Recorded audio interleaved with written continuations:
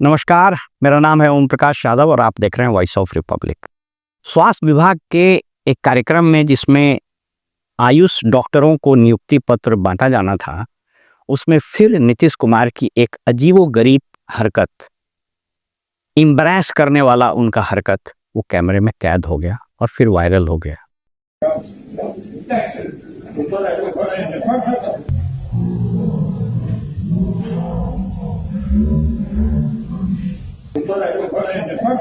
यद्यपि बिहार की local media, Bihar के अखबार, वो सब जिसको हम लोग गोदी मीडिया कहते हैं, उसने इसको तवज्जो नहीं दिया। एक्सेप्ट फ्यू यूट्यूब चैनल्स पर वो बात चली, लेकिन इस मसले पर अब देश ही नहीं, देश के बाहर भी नीतीश कुमार की भद पिट रही है। मैं आपको बीबीसी लंदन पर इस विषय की जो रिपोर्टिंग हुई है वो आपको दिखाता हूं। To the right to humiliate us Muslims, you please remember that. मुख्यमंत्री हैं, आपकी जिम्मेदारी बनती है कि महिलाओं का सम्मान करें। इतने लोगों को नौकरी मिली बगैर जमीन लिखवाए, ये तो विपक्ष को नजर आता नहीं है।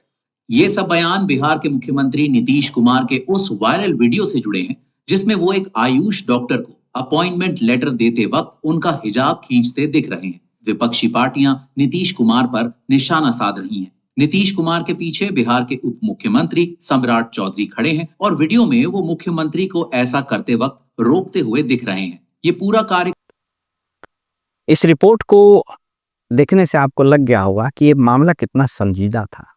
पता नहीं जदयू और भाजपा में बैठे हुए लोगों को ये क्यों नहीं समझ में आ रहा है कि नीतीश कुमार जो इस तरह की हरकत करते हैं, ये अपने शारीरिक और मानसिक बीमारी के कारण कर रहे हैं। वो शारीरिक और मानसिक रूप से स्वस्थ नहीं है और वो एक व्यक्ति के रूप में नहीं कर रहे हैं। जब वो इस तरह की हरकत करते हैं तो राज्य के मुख्यमंत्री के रूप में हरकत कर रहे हैं, जिसके कारण इस राज्य के निवासियों की, सरकार की भद पिटती है। हर चीज का एक वक्त होता है और हर चीज का विदाई का भी एक मुहूर्त होता है। भगवान कृष्ण ने गीता में किसी प्रश्न का उत्तर देते हुए अर्जुन से कहा था कि हे पार्थ, इस दुनिया में, इस संसार में हर एक प्रश्न के उत्तर का एक मुहूर्त होता है। 2025 का चुनाव वही मुहूर्त लेकर आया था, लेकिन इस प्रश्न का उत्तर न तो बिहार की जनता ने दिया और न ही एनडीए के शीर्ष नेताओं ने दिया, और बिहार पर फिर वैसे ही व्यक्ति को थोप दिया जिसको कम से कम विगत 10 वर्ष से बिहार की जनता झेल रही है। और हम अभिशप्त हैं ऐसे मुख्यमंत्री के अधीन काम करने के लिए कि जो हंसी के पात्र हो गए हैं। मैं स्वयं इनका मुरीद रहा हूं। जब ये 2005 में आए थे और 2005 से 10 और फिर 10 से 14 इवन 15 तक इन्होंने 10 साल बहुत शानदार काम किए।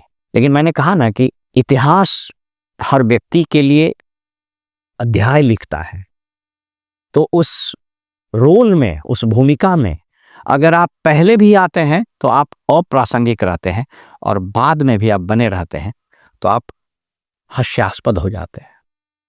किसी ने सही कहा है कि फिल्मों में और राजनीति में, यानी एक्टर, एक्ट्रेस और पॉलिटिशियंस में एक समानता होती है। ये दोनों अप्रासंगिक हो जाते हैं, ये दोनों रिटायर कर जाते हैं, या इन लोगों को रिटायर कर जाना चाहिए। यह बात रिटायर होने के कई एक साल के बाद समझ में आता है। नीतीश कुमार जी हंसी के पात्र बन चुके हैं। इनसे गवर्नेंस नहीं हो सकता है, बिहार नहीं चल सकता है। यह बात इनको या तो समझाई नहीं जा रही है, क्योंकि अपने समझने में तो ये सक्षम नहीं है। जो लोग समझा सकते थे वे अपने हितों की रक्षा करने के लिए, अपना मलाई काटने के लिए और इस अव्यवस्था में अपना दामन मोतियों से भरने के लिए उनको ये बात बताते नहीं। आप गूगल पर एक लाइन टाइप कीजिए, एम्ब्रेसिंग मोमेंट्स और embarrassing videos of Nitish Kumar. कम से कम आप 50 ऐसे वीडियो पाइएगा जिसमें नीतीश कुमार की अजीबोगरीब बेइज्जत कर देने वाला, एम्ब्रेस करने वाला, शर्मसार करने वाला वीडियो आपको नजर आ जाएगा। चाहे वो विधानसभा में यौन विज्ञान पर इनका दिया गया बखान हो, या स्टेज पर किसी महिला के हिजाब को खींच लेने का जैसा अभी हुआ वो हो, या किसी महिला के कंधा पर हाथ धर लेने का हुआ हो, या राष्ट्रीय गान के समय में अजीबोगरीब हरकत करने का हो, या कहीं पर किसी को भी पैर पकड़कर पैर छूने की हरकत का वीडियो हो, या प्रधानमंत्री के उंगली छूने का अजीबोगरीब हरकत हो। ये सारी चीजें चीख चीख कर ये बता रही है कि अब इनको राजनीति के रंगमंच से सम्मानपूर्वक विदा ले लेना चाहिए। इतिहास जब बनता है तो उसकी एक अवधि होती है।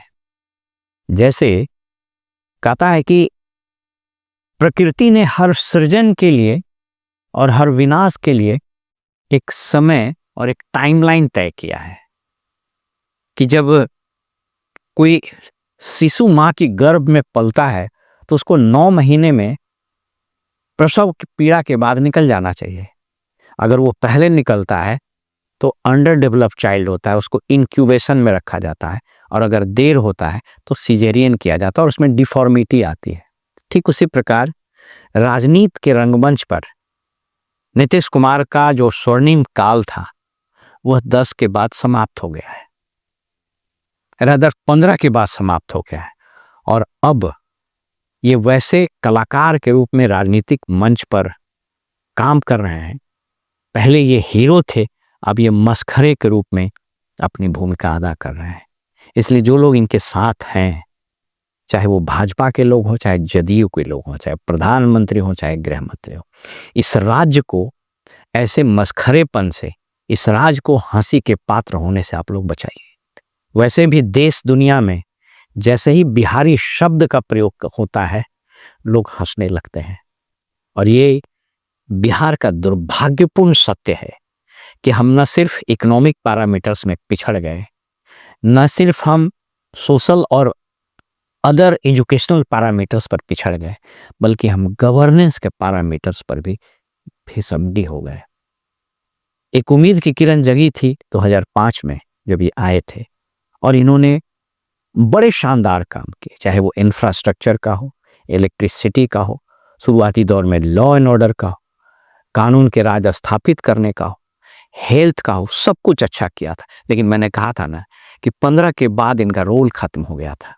तो ये जो 10 साल और बाकी का जो समय चल रहा है, यह इनके भद पिटने का। और ऐसा होगा ये कि जब इनकी विदाई होगी तो इनके सभी किए गए अच्छे काम, इनके उलूल जुलूल हरकतों, इनके विवादास्पद हरकतों, और इनके जो इधर हाल के दिनों में जो इनके कारनामे हुए हैं, इसकी कालिक से इतिहास के पन्नों पर जो एक सुंदर अध्याय लिखा गया था वो सब मिट जाने का खतरा उत्पन्न हो गया है।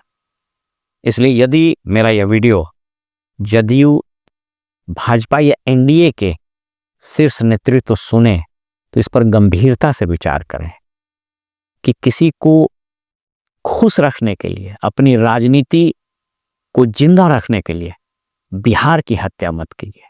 बिहार को एक नए नेतृत्व की तलाश है, एक युवा नेतृत्व की तलाश है। आप किसी को भी बना दीजिए, लेकिन इनसे अब बिहार को छुटकारा दिला दीजिए।